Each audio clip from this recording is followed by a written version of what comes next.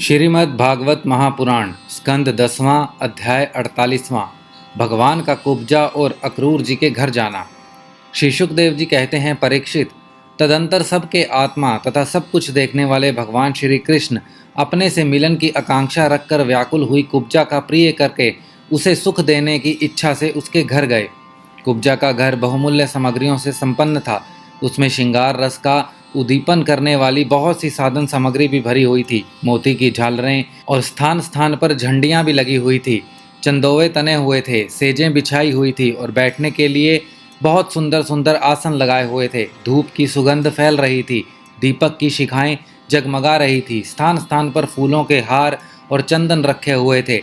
भगवान को अपने घर आता देख कुब्जा तुरंत हड़बड़ाकर अपने आसन से उठ खड़ी हुई और सखियों के साथ आगे बढ़कर उसने विधि पूर्वक भगवान का स्वागत सत्कार किया। फिर श्रेष्ठ आसन आदि देकर विविध उपचारों से उनकी विधि पूर्वक पूजा की। कुब्जा ने भगवान के परम भक्त उद्धव जी की भी समुचित रीति से पूजा की, परंतु वे उसके सम्मान के लिए उसका दिया हुआ आसन धोकर धरती पर ही बैठ गए। भगवान श्री कृष्ण सच्चिदानंद स्वरूप होने पर भी लोकाचार का अनुकरण करते हुए तुरंत उसकी बहुमूल्य सेज पर जा बैठे।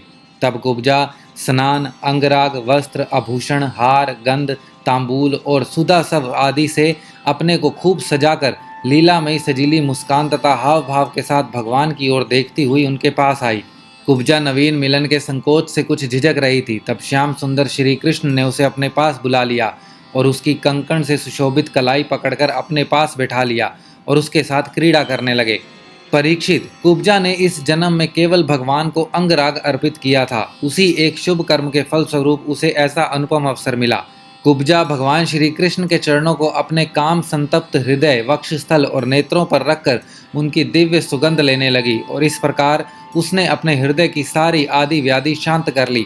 वक्षस्थल से सटे हुए आनंद मूर्ति प्रियतम श्याम सुंदर का अपनी दोनों भुजाओं में गाढ़ आलिंगन करके कुब्जा ने दीर्घ काल से बढ़े हुए विरह ताप को शांत किया। परीक्षित, कुब्जा ने केवल अंगराग समर्पित किया था, उतने से ही उसे उन सर्वशक्तिमान भगवान की प्राप्ति हुई जो कैवल्य मोक्ष के अधीश्वर हैं और जिनकी प्राप्ति अत्यंत कठिन है, परंतु उस दुर्भगा ने उन्हें प्राप्त करके भी ब्रज गोपियों की भांति सेवा न मांगकर यही मांगा, प्रियतम, आप कुछ दिन यहीं रहकर मेरे साथ क्रीड़ा कीजिए, क्योंकि हे कमल नयन, मुझसे आपका साथ नहीं छोड़ा जाता। परीक्षित, भगवान श्री कृष्ण सबका मान रखने वाले और सर्वेश्वर हैं। उन्होंने अभीष्ट वर देकर उसकी पूजा स्वीकार की और फिर अपने प्यारे भक्त उद्धव जी के साथ अपने सर्व सम्मानित घर पर लौट आए। परीक्षित, भगवान ब्रह्म आदि समस्त ईश्वरों के भी ईश्वर हैं। उनको प्रसन्न कर लेना भी जीव के लिए बहुत ही कठिन है। जो कोई उन्हें प्रसन्न करके उनके विषय सुख मांगता है वह निश्चय ही दुर्बुद्धि है, क्योंकि वास्तव में विषय सुख अत्यंत तुच्छ नहीं के बराबर हैं। तदंतर एक दिन सर्वशक्तिमान भगवान श्री कृष्ण बलराम जी और उद्धव जी के साथ अक्रूर जी की अभिलाषा पूर्ण करने और उनसे कुछ काम लेने के लिए उनके घर गए। अक्रूर जी ने दूर से ही देख लिया कि हमारे परम बंधु मनुष्य लोक शिरोमणि भगवान श्री कृष्ण और बलराम जी आदि पधार रहे हैं। वे तुरंत उठकर आगे गए तथा आनंद से भरकर उनका अभिनंदन और आलिंगन किया। अक्रूर जी ने भगवान श्री कृष्ण और बलराम जी को नमस्कार किया तथा उद्धव जी के साथ उन दोनों भाइयों ने भी उन्हें नमस्कार किया। जब सब लोग आराम से आसनों पर बैठ गए तब अक्रूर जी उन लोगों की विधि पूर्वक पूजा करने लगे। परीक्षित, उन्होंने पहले भगवान के चरण धोकर चरणोदक सिर पर धारण किया, फिर अनेकों प्रकार की पूजा सामग्री, दिव्य वस्त्र, गंध, माला और श्रेष्ठ आभूषणों से उनका पूजन किया। सिर झुकाकर उन्हें प्रणाम किया और उनके चरणों को अपनी गोद में लेकर दबाने लगे। उसी समय उन्होंने विनयावत होकर भगवान श्री कृष्ण और बलराम जी से कहा, भगवान, यह बड़े ही आनंद और सौभाग्य की बात है कि पापी कंस अपने अनुयायियों के साथ मारा गया।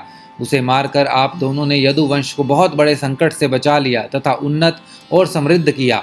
आप दोनों जगत के कारण और जगत रूप आदि पुरुष हैं। आपके अतिरिक्त और कोई वस्तु नहीं है, न कारण और न तो कार्य।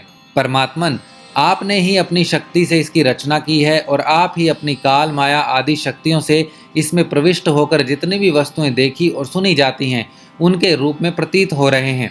जैसे पृथ्वी आदि कारण तत्वों से ही उनके कार्य संथावर जंगम शरीर बनते हैं, वे उनमें अनुप्रविष्ट से होकर अनेकों रूपों में प्रतीत होते हैं, परंतु वास्तव में वे कारण रूप ही हैं। इसी प्रकार है तो केवल आप ही, परंतु अपने कार्य रूप जगत में स्वेच्छा से अनेकों रूपों में प्रतीत होते हैं। यह भी आपकी एक लीला ही है।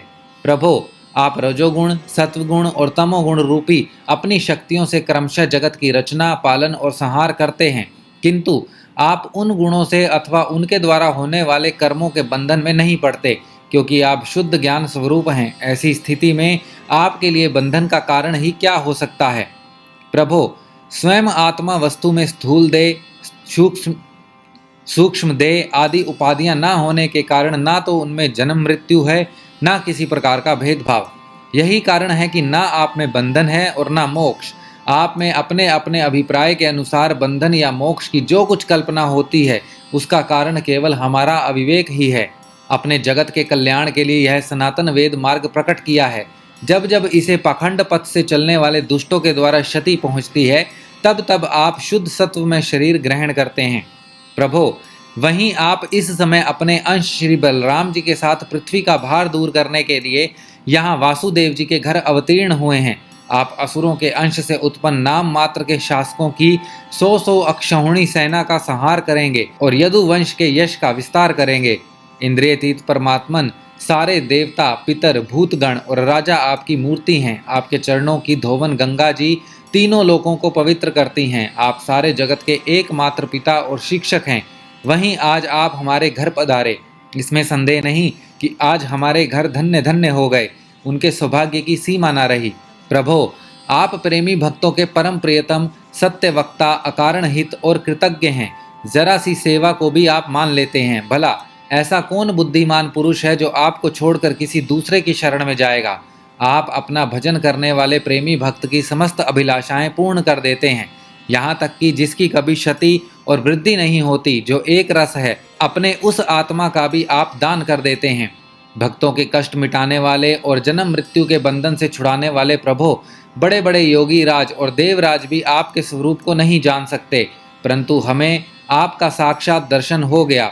यह कितने सौभाग्य की बात है। प्रभो, हम स्त्री, पुत्र, धन, स्वजन, गेह और देह आदि के मोह की रस्सी से बंधे हुए हैं। अवश्य ही यह आपकी माया का खेल है। आप कृपा करके इस गाढ़े बंधन को शीघ्र काट दीजिए। श्री शुकदेव जी कहते हैं, परीक्षित, इस प्रकार भक्त अक्रूर जी ने भगवान श्री कृष्ण की पूजा और स्तुति की। इसके बाद भगवान श्री कृष्ण ने मुस्कुराकर अपनी मधुर वाणी से उन्हें मानो मोहित करते हुए कहा। भगवान श्री कृष्ण ने कहा, तात, आप हमारे गुरु, हितोपदेशक और चाचा हैं। हमारे वंश में अत्यंत प्रशंसनीय तथा हमारे सदा के हितैषी हैं। हम तो आपके बालक हैं और सदा ही आपकी रक्षा, पालन और कृपा के पात्र हैं। अपना परम कल्याण चाहने वाले मनुष्यों को आप जैसे परम पूजनीय और महाभाग्यवान संतों की सर्वदा सेवा करनी चाहिए। आप जैसे संत देवताओं से भी बढ़कर हैं, क्योंकि देवताओं में तो स्वार्थ रहता है, परंतु संतों में नहीं। केवल जल के तीर्थ ही तीर्थ नहीं हैं, केवल मृतिका और शिला आदि की बनी हुई मूर्तियां ही देवता नहीं हैं। चाचा जी, उनकी तो बहुत दिनों तक श्रद्धा से सेवा की जाए तब वे पवित्र करते हैं, परंतु संत पुरुष तो अपने दर्शन मात्र से पवित्र कर देते हैं। चाचा जी, आप हमारे हितैषी सुहृदयों में सर्वश्रेष्ठ हैं। इसीलिए आप पांडवों का हित करने के लिए तथा उनका कुशल मंगल जानने के लिए हस्तिनापुर जाइए। हमने ऐसा सुना है कि राजा पांडु के मर जाने पर अपनी माता कुंती के साथ युधिष्ठिर आदि पांडव बड़े दुख में पड़ गए थे। अब राजा धृतराष्ट्र उन्हें अपनी राजधानी हस्तिनापुर में ले आए हैं और वे वहीं रहते हैं। आप जानते ही हैं कि राजा धृतराष्ट्र एक तो अंधे हैं और दूसरे उनमें मनोबल की भी कमी है। उनका पुत्र दुर्योधन बहुत दुष्ट है और उसके अधीन होने के कारण वे पांडवों के साथ अपने पुत्रों जैसा समान व्यवहार नहीं कर पाते। इसीलिए आप वहां जाइए और मालूम कीजिए कि उनकी स्थिति अच्छी है या बुरी। आपके द्वारा उनका समाचार जानकर मैं ऐसा उपाय करूंगा जिससे उन सुहृदयों को सुख मिले। सर्वशक्तिमान भगवान श्री कृष्ण अक्रूर जी को इस प्रकार आदेश देकर बलराम जी और उद्धव जी के साथ वहां से अपने घर लौट आए। श्रीमद्भागवत महापुराण स्कंद 10वां अध्याय 48वां समाप्त।